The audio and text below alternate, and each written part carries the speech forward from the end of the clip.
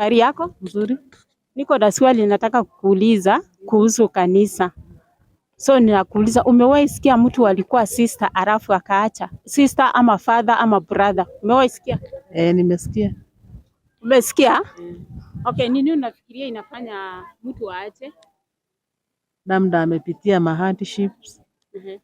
Juu saa zingine kuna challenges mingi. Ni hardships, saa zingine unakumbuka uliwacha watu wenyu. Mambo kama haya. Okay. Sawa, nashukuru sana na asante kwa jibu lako. Ama uko na lingine?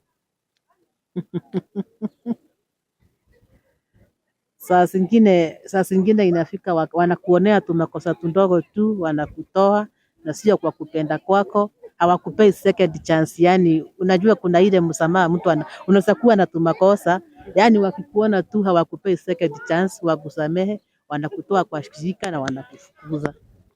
Asante sana, nimeshukuru na Mungu akubariki.